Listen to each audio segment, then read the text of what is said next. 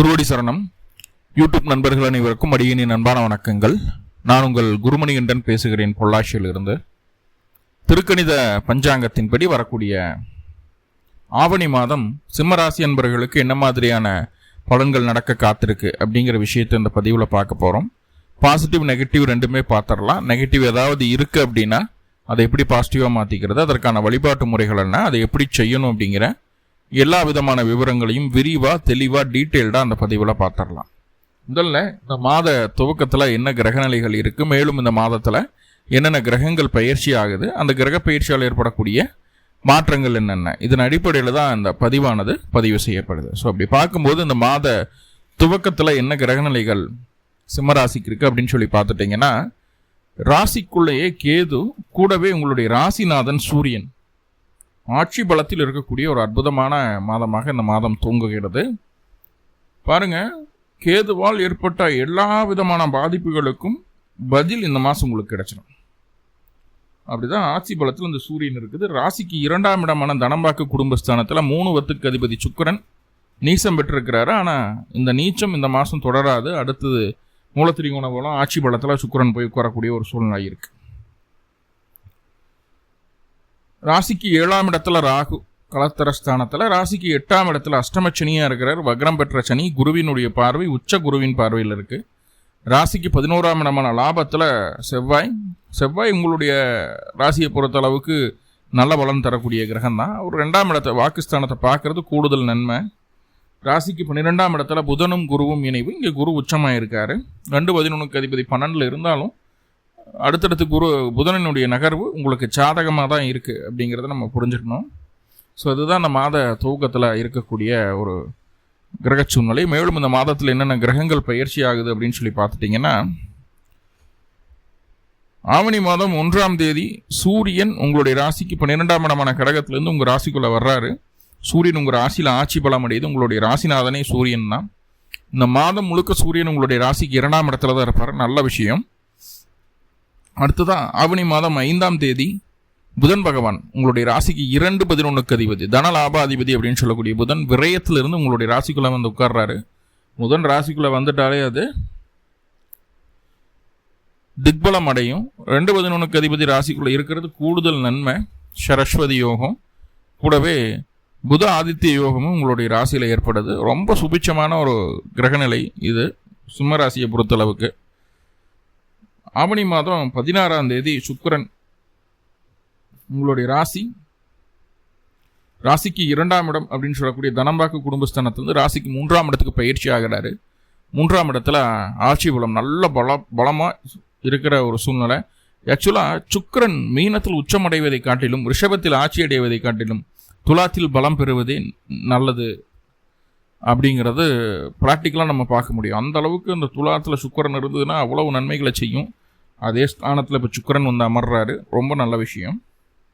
ஆவணி 21ஆம் தேதி கன்னி ராசிக்குள்ள புதன் வருது. அதாவது உங்களுடைய தனம் வாக்கு குடும்பஸ்தானம் அப்படின்னு சொல்லக்கூடிய 2ஆம் இடத்துல புதன் வந்து ஆட்சி உச்ச மூலத்திரிகோண பலத்தை அடைகிறார். அந்த அளவுக்கு ரொம்ப பவர்ஃபுல்லான ஒரு பிளேஸ்னா புதனுக்கு கன்னி மட்டும்தான். ஸோ அப்படி கன்னி ராசியில் 3 பலத்தையும் ஒரே அமையக்கூடிய ஒரே ஒரு கிரகம் புதன் மட்டும்தான். வேறு எந்த கிரகத்துக்கும் இந்த அமைப்பும் கிடையாது.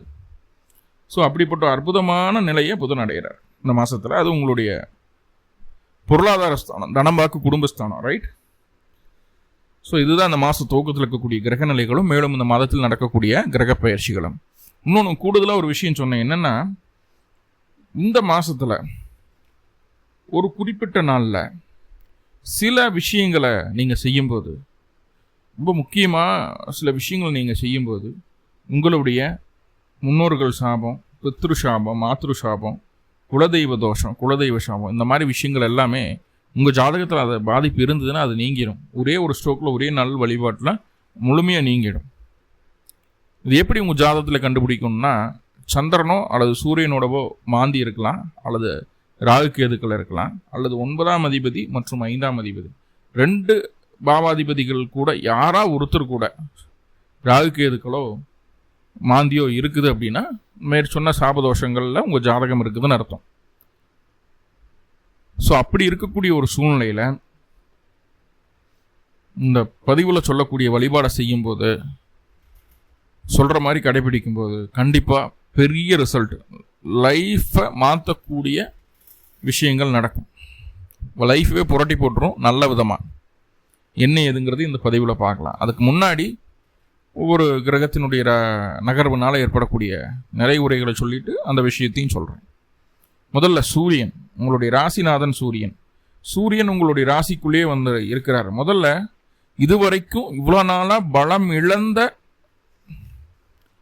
இழந்த சிம்மம், சிம்மராசினாவே அதுக்குன்னு ஒரு தனி பவர் எல்லாமே இருக்கும்.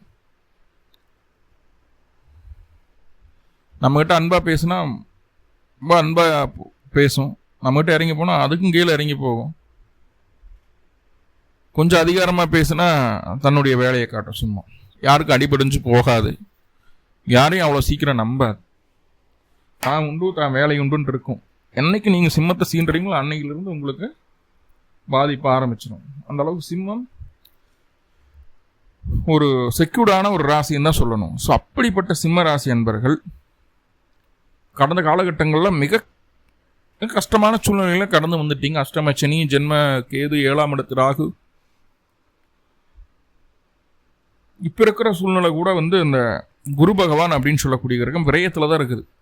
ஸோ எதுவுமே சாதகமாக இல்லாத ஒரு சூழ்நிலையில் கடந்த காலகட்டம் நிறைய ஏற்ற இறக்கங்களை சந்திச்சிட்டீங்க. இப்போது அந்த சூரியன், உங்களுடைய ராசிநாதன் சூரியன் ராசிக்குள்ளே வந்து அமர்றாரு. இது நாள் வரைக்கும் இங்கே பட்ட கஷ்டங்களுக்கு உண்டான விளைவு, அதிலிருந்து ரெடி ஆகிறதுக்கு உண்டான ஒரு முக்கியமான ஒரு முடிவு இந்த மாதம் எடுக்க போகிறீங்க. பழைய சிம்மம் மீண்டும் புத்துயிர் பெற்று எழுந்து வரக்கூடிய மாதமாக இது மாறும். ஒரே மாதத்தில் எல்லாமே நடந்துருமா சாமி அப்படின்னா கிட்டத்தட்ட 3-4 வருஷமாக வயசு செஞ்சு போட்டு ஒரு மாதத்தில் எப்படி மாறும்? 48 மாதங்கள் நடந்த விஷயம் ஒரே மாதத்தில் மாற்ற முடியாது. ஆனால் இந்த ஒரு மாதம் அந்த மாற்றத்துக்கான முதல் மாதமாக இருக்கும். கண்டிப்பாக இங்கே சொல்லக்கூடிய ஒரே விஷயம் என்னென்னா, ப்ரிகாஷனாக இருக்க வேண்டிய ஒரே ஒரு விஷயம். முதல்ல கோபம், அவசரம், ஆணவம் கூடாது. இந்த மூன்றையும் விட்டுருங்க. உங்களை பற்றி நீங்கள் யோசிப்பீங்க. உங்களுடைய டெவலப்மெண்ட்டுக்கு நீங்கள் என்ன தேவையோ அதை செய்வீங்க. இதனால் வரைக்கும் உங்களை ஏமாத்தினவங்கெல்லாம் உங்கள் கண்ணு முன்னாடி தெரிவாங்க. அவர்களை சுத்தமாக ஒதுக்கிடுவீங்க. இந்த காலகட்டம் உங்களுக்கு யாரெல்லாம் உங்களுக்கு நல்லது செஞ்சாங்களோ அவர்களும் உங்கள் கண்முன் வருவார்கள். அவர்களை அன்பாக பாசமாக ஆதரித்து கொள்வீர்கள் அப்படிங்கிற சொல்லுது. தயவு செஞ்சு முன்கோபப்படுற விஷயங்கள் மட்டும் வேண்டாம். அரசாங்க அரசியல் சொந்தமான விஷயங்கள்ல நல்ல ஈடுபாடுகள் இருக்கும், சார்ந்த விஷயங்கள் ஆதரவு கிடைக்கும், நல்ல பொருளாதார முன்னேற்றம் தருவது போன்ற ஒரு அரசியல் அமைப்புகள்லையோ இல்லை அரசாங்கத்திலேயோ நல்ல ஒரு ப்ரொமோஷன் கிடைக்கும். வெளியூர் வெளிமாநிலம் வெளிநாட்டில் இருந்து சிரமப்பட்டிருக்கக்கூடிய சிம்மராசி என்பவர்கள் சொந்த ஊருக்கு சொந்த வீட்டுக்கு வந்து அமரக்கூடிய ஒரு சூழ்நிலையை சொல்லுது. உறவுகளால் பின்னி பிணைஞ்சிருக்கக்கூடிய ஒரு சூழ்நிலையை சொல்லுது. எதையுமே இந்த காலகட்டம் ஸ்லோ பண்ண மாட்டீங்க. முன்னாடியெல்லாம் ரொம்ப அவசரம் இருந்திருக்கும், எதுலேயும் அவசரம் காட்டியிருப்பீங்க. சில நேரங்களில் எடுத்த காரியங்களில் சொதப்பலாகவே முடிஞ்சிருக்கும். இப்போது அந்த அவசரம், அந்த அசால்ட்டுத்தனம் இல்லாமல் தெளிவாக வேகமாக விரைவாக செயல்படுவீங்க அப்படிங்கிறத சொல்லுது. ரைட்.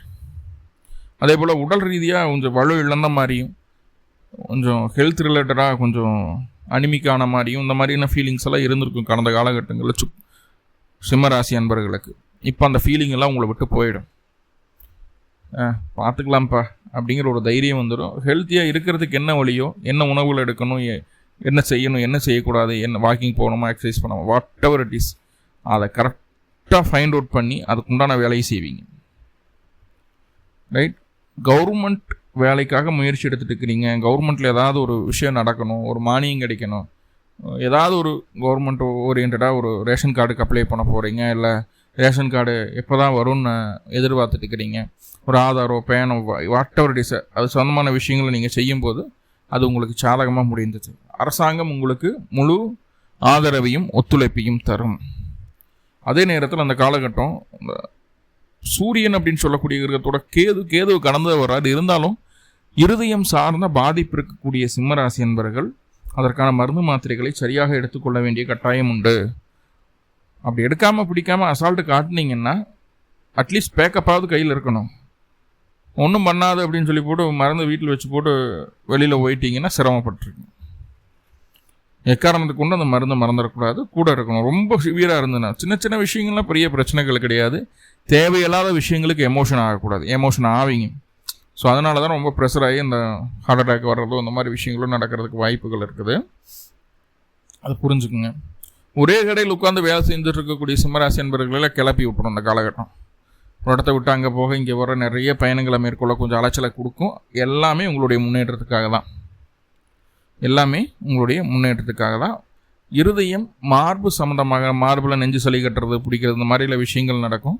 அதில் உடல் சூடு அதிகரிக்கும். சின்ன சின்ன குழந்தைகளாக இருக்காங்க, ஒரு 25-30 வயசுக்குள்ளே இருக்குது அப்படின்னா கண்டிப்பாக காய்ச்சல் தலைவலி வர்றது, ஹாஸ்பிட்டல் அட்மிட் ஆகிறது, உடல் சூடு அதிகமாகிறதுனால ஜீரண உறுப்பு சரி வரலாம் போகிறது, ஒரு சிலருக்கு வந்து அம்மா ஓடுறது, இந்த மாதிரி விஷயங்கள்லாம் நடக்கிறதுக்கு வாய்ப்பு இருக்குது. சில ஒற்றை தலைவலி வர்றது, ஸோ விஷயங்கள் உண்டு.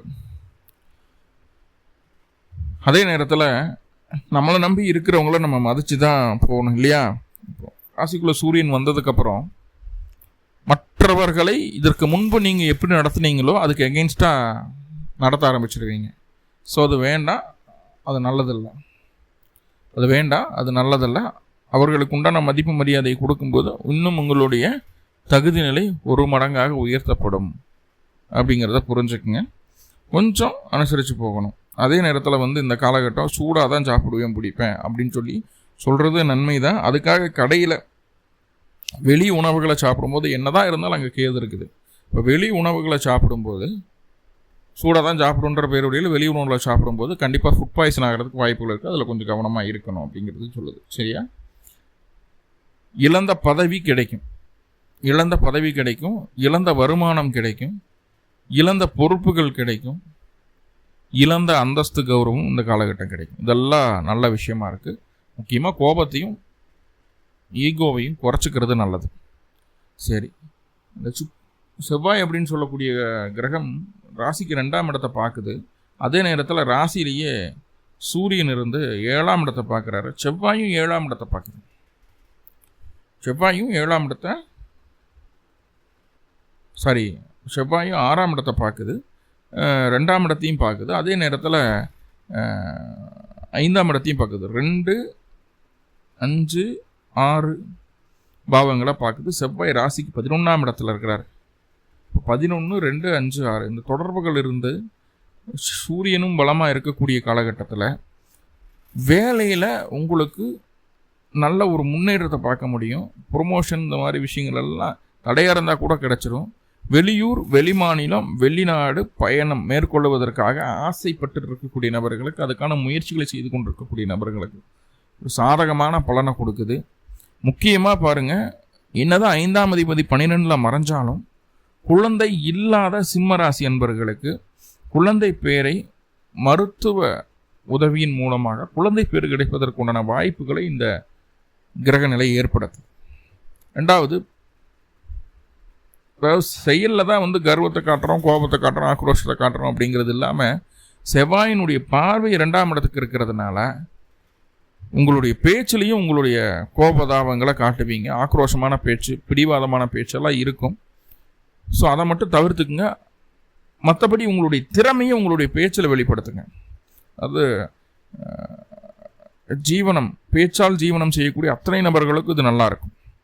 நீங்கள் உங்கள் திறமையை பேச்சில் வெளிப்படுத்தும் போது அதுக்கான தனியாக மதிப்பு மரியாதை உங்களுக்கு கிடைக்கும். இந்த பாக்கியாதிபதி 2ஆம் இடத்தோட தொடர்பு கொள்ளும்போது பேச்சால் உங்களுடைய சூழல் நல்ல ஒரு வளர்ச்சிக்கான சூழலாக மாறும். 2வது, எதிர்பாராத பொருளாதார அதிர்ஷ்டங்கள் கிடைக்கும். தெய்வ அனுகூலத்தோடு தான் எனக்கு நடந்தது, தெய்வத்தினால தான் முடியும், தெய்வத்தை இவ்வளோ நாள் கும்பிட்டதுனால தான் எனக்கு இந்த பணம் கிடைச்சிது, இந்த முன்னேற்றம் கிடைச்சிது. ஆனால் தெய்வம் வந்ததையும் ஒரு 10 லட்ச ரூபாய் கொடுத்துட்டு போகாது. அந்த மாதமே 10 லட்ச ரூபாய் சம்பாதிக்கிறதுக்கு உண்டான சோர்ஸ் ஏற்படுத்திடும். 30,000 ரூபாய் சம்பளத்தில் இருக்கிறோன்னு 1 லட்ச ரூபாய் சம்பளத்துக்கு கொண்டு உட்கார வச்சிடும். குறிப்பு செவ்வாயினுடைய தசாபுத்தி அந்தரங்கள் நடக்கணும். இல்லை செவ்வாயினுடைய நட்சத்திரமான மிருகஷீடம் சித்திரை அவிட்டத்தில் ஏதாவது கிரகணம் என்னமாவது தசாபுத்தி நடத்தணும், அது கொஞ்சம் பார்த்துக்கிட வேண்டியது இருக்கும். ஆனால் கண்டிப்பாக வெற்றி உண்டு. எதிரிகளை ஜெயிக்க முடியும். எதிரிகளை ஜெயிக்கிறதுக்குள்ள வல்லமை நம்ம செயலில் இல்லைனாலும் திட்டத்தில் இருக்கும். திட்டத்தில் எண்ணம் செயல் அனைத்துமே ஒரு சேர ஒரே நேர்கோட்டில் பயணிக்கிற மாதிரி இருக்கும். அந்த பிளானிங் இருக்கு இல்லையா, பக்கா பிளானிங்காக இருக்கும் அந்த காலகட்டம். ஸோ அதுதான் உங்களை எதிரிகள் இடமிருந்து உங்களை நீங்கள் பாதுகாத்துக்கிறதுக்கும் அவங்கள ஜெயிக்கிறதுக்கு உண்டான வழியாக இருக்குது. அதே போல் கணவன் மனைவிக்குள்ளே ஏதாவது கருத்து வேறுபாடுகள் இருக்குது, ஃப்ரெண்ட்ஸ் சர்க்கிளில், அதே போல் பிஸ்னஸ் பார்ட்னர்ஷிப்பில் ஏதாவது கருத்து வேறுபாடுகள் இருக்குது, அது தொந்தரவுகளை கொடுக்குது அப்படின்னா அந்த கருத்து வேறுபாடுகளையும் அந்த தொந்தரவுகளையும் யார் உருவாக்குகிறார்கள், எதனால் உங்களுக்கும் அந்த குறிப்பிட்ட நபருக்கும் இடையே அந்த விஷயங்கள் நடக்குது அப்படிங்கிறது புரிந்து கொள்ளக்கூடிய தன்மை இந்த காலகட்டம் கிடைக்கும். யாருக்கிட்ட தப்பு என்ன தப்பு அப்படிங்கிறத வெட்ட வெளிச்சமாக காட்டிடும் அந்த காலகட்டம். சரியா? ஸோ அது ஒரு நல்ல விஷயம். ரைட். பேச்சிலையும் செயல்லையும் அவசரம் வேண்டாம், பிடிவாதம் வேண்டாம். அது மட்டும் ஃபாலோ பண்ணால் போதும். இதற்கு முன்னாடி நடந்த எல்லா விதமான தவறுகளுக்கும் எல்லா விதமான இழப்புகளுக்கும் சரிகட்டக்கூடிய ஒரு காலம் உங்களுக்கு ஆரம்பிச்சாச்சு சிம்மத்திற்கு அப்படிங்கிறத உறுதியாக சொல்லிடலாம். ஓகே.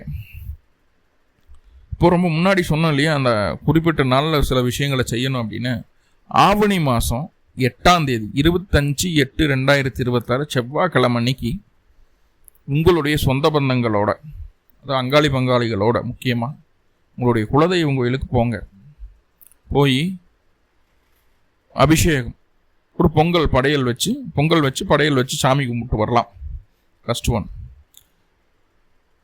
சார் அப்படி அங்காளி பங்காளிகள் யாரும் அவைலபிளாக இல்லை, நீங்களாவது போயிட்டு வாங்க. எல்லாரத்தோட போகிறது, கூட்டு பிரார்த்தனை செய்கிறது, இதுக்கு பலம் அதிகம். ரைட். எப்படியாவது அன்னைக்கு குலதெய்வம் கோயிலே யாராவது இருப்பாங்க, கண்டிப்பாக ஒரு 10 பேராவது இருப்பாங்க.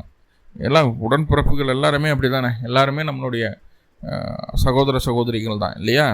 ஸோ அந்த எண்ணத்தோடு போங்க. யார் வரலனாலும் பரவாயில்ல, போய் வழிபாடு செய்துட்டு வாங்க. சார் எனக்கு காசு பணம் இல்லை சார், அபிஷேகம்லாம் பண்ண முடியாது, பொங்கல் வைக்க முடியாது, ஒரு 500-600 கிலோமீட்டர் அந்த பக்கம் இருக்குது, நீங்கள் சொல்கிறதுனால எதுவும் போகிறேன், எல்லாத்தையும் அரேஞ்ச் பண்ணி பண்ண முடியாது அப்படின்னா சிம்பிள், ஒன்றும் இல்லை, போய் 2 நல்ல தீபம் போட்டு வழிபாடு பண்ணிட்டு வாங்க, போதுமானது. சார் அதுவுமே முடியாது, நான் ஃபாரினில் இருக்கேன், நான் என்ன பண்ணலாம் அப்படின்னு பார்த்துட்டிங்கன்னா, சொந்த ஊருக்கு வர முடியாமல் ஃபாரினில் இருக்கக்கூடிய நபர்கள் சிம்பிளாக உங்கள் எப்படி இருந்தாலும் பூஜை அறையில் நீங்கள் குலதெய்வத்தை வச்சுருப்பீங்க இல்லையா, 2 நல்லெண்ணெய் தீபம் போட்டு வழிபாடு செய்யுங்க, போதுமானது. அதுவே போதுமானது. ஆனால் அந்த வழிபாடு எப்படி இருக்கும் தெரியுங்களா? மனமுருகி உங்கள் தெய்வத்தை வேண்டணும். என்ன வேண்டணும்? முன்னோர்கள் செய்த சாப தோஷங்கள் ஏதாவது இருந்தாலும் சரி, பித்ரு மாத்ரு சாபங்கள் ஏதாவது இருந்தாலும் சரி, குலதெய்வமே எங்கள் மேலே கோபமாக இருந்தாலும் எங்களை மன்னிச்சு எங்களுடைய அந்த பித்ரு தோஷம், மாத்ரு தோஷம், முன்னோர்கள் சாபம், குலதெய்வ தோஷம், சாபம் ஏதாவது இருந்துன்னா அதை மாற்றி நல்ல பலனா எங்களுக்கு கொடு அப்படின்னு சொல்லி உங்கள் தெய்வத்தை மனமாற வேண்டலாம். கண்டிப்பாக அந்த வினைகள் எல்லாமே அறுக்கப்படும் ஒரே நாள். சரிங்களா? உங்களுக்கு எப்படி மனசுக்கு தோணுதோ அந்த மாதிரி வேண்டுங்க. நீங்கள் வேணுனது நடக்கும் இந்த விஷயங்களை பொறுத்தளவுக்கு. ஏன்னா அப்படிப்பட்ட அற்புதமான முகூர்த்தம் அது. இது வருஷம் ஆவணி மாதம் வரும். ஆனால் காலபுருஷனுக்கு பஞ்சமஸ்தானம் அப்படின்னு சொல்லக்கூடிய பூர்வ புண்ணிய ஸ்தானம் அப்படின்னு சொல்லக்கூடிய ஸ்தானத்தில் சூரியனும் கேதுவும் இணைவிருக்கும் போது வரக்கூடிய அற்புதமான நாள் இது. இது மீண்டும் அந்த இணைவு வர்றதுக்கு 18 வருஷம் ஆகும். ஸோ அப்படிப்பட்ட சூழ்நிலை, அற்புதமான அமைப்பு செஞ்சால் அப்படி பேசும். இது என்ன பண்ணுது அப்படின்னா, உங்களுக்கு இருக்கக்கூடிய அந்த பாதிப்புல கர்மாவை ரெண்டாவது உங்களுடைய வாரிசுகளுக்கு அந்த சாபதோஷங்கள் வராமல் பார்த்துக்குது. அப்படியே இருந்தால் கூட அதனுடைய பாதிப்பை 90% குறைச்சிடுது, ஃப்ரீ பண்ணிடுது, ரிலாக்ஸ்டாக இருக்க வைக்குது. இதை நீங்கள் எப்படி உணரலான்னா, அடுத்த ஆவணிக்குள்ள உங்களுடைய வாழ்க்கை ஒருபடி முன்னேற்றம் அடைந்திருக்குமே தவிர கீழே போயிருக்காது. ஆல்ரெடி இருந்த பிரச்சனைகள் ஒவ்வொன்றா கரைய ஆரம்பிக்கும். அது காட்டுது. ரைட், பயன்படுத்திக்கலாம். அடுத்ததா புதன் உங்களுடைய ராசிக்குள்ளே வந்து இருக்கிறாரு. ஆவணி 5லேருந்து ஆவணி 21 வரைக்கும் ஒரு 16 நாட்கள் பேச்சுக்கு நல்ல மரியாதை கிடைக்கும். குடும்ப உறவுகள் உங்களுக்காக தேடி வருவாங்க. கெட்ட பழக்க வழக்கங்கள் உங்களை விட்டு போகுது, நல்ல பழக்க வழக்கங்களை பழகுவீங்க. கெட்ட நபர்கள் உங்களை விட்டு போகிறாங்க, நல்லவனாரு கெட்டவனாருங்கிற ஒரு கிளாரிட்டி கிடைக்கும். எதையுமே அவசரப்பட்டு செய்யும்போது அது நல்ல பலனை கொடுக்கறதில்ல அப்படிங்கிறத புரிஞ்சுக்கிட்டு உங்களுடைய அவசரத்தையும் உங்கள் வேகத்தையும் கொஞ்சம் குறைச்சிக்கிட்டு நிதானமாக செயல்படுவீங்க, திட்டமிட்டு செயல்படுவீங்க. நல்லா புரிஞ்சுக்குங்க, எதை செஞ்சாலும் அதில் உங்களுக்கு என்ன லாபம் அப்படிங்கிறத பார்ப்பீங்க.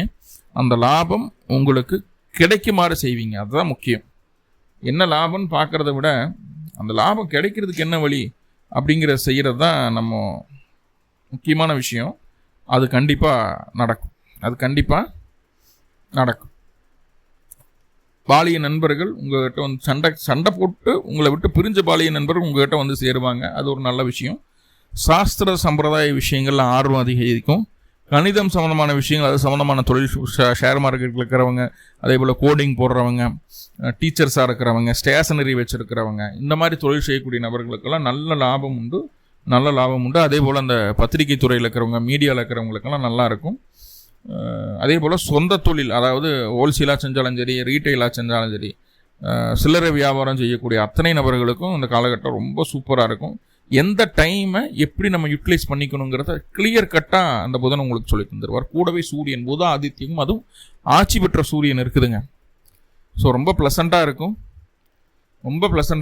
தாய் வழி உறவுகள் மூலமாக ஆதரவு உண்டாகும், தாய் மாமன வழியிலும் ஆதரவு உண்டாகும், நண்பர்கள் மூலமாக பொருளாதார உதவிகள் எல்லாம் கிடைக்கும். வேலை செய்யக்கூடிய நிர்வாகத்தில் உங்களுக்கு நல்ல பெயர் கிடைக்கும். போட்டி பந்தயத்தில் வெற்றி. முக்கியமாக மருத்துவத்துறையில் இருக்கிறவங்களுக்கும் முடிக்க முடியாத கேஸை கூட முடிச்சு காட்டுவீங்க. அது ஒரு நல்ல விஷயம். ஸோ எல்லாமே உண்டு. 21 மேலே அந்த புதன் அப்படிங்கிறது 2ஆம் இடத்துக்கு வர்றார். தனஸ்தானத்துக்கு ஆட்சி உச்ச மூல திரிகோண பலத்தில் வந்து அந்த புதன் உட்கார்றார்.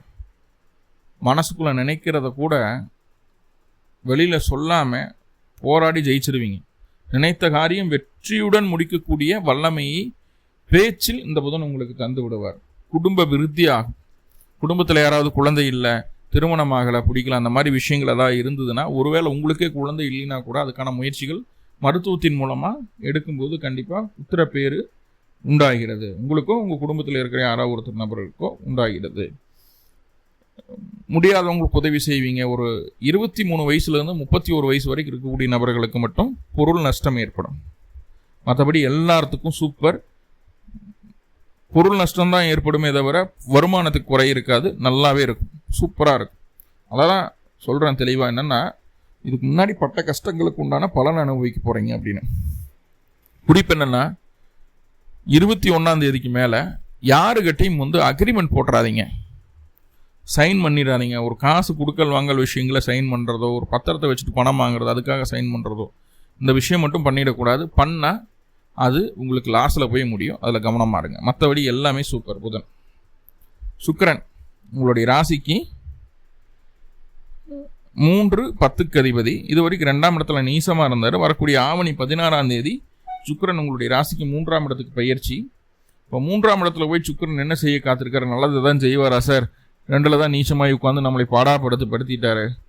இது நல்லதை செய்வாரானா? 3ஆம் இடத்துல போய் சுக்கிரன் ஆட்சி பலத்தில் நல்ல பலமான பிளேஸ்மெண்ட்டில் தான் உட்கார்றாரு. கண்டிப்பாக நன்மை உண்டு.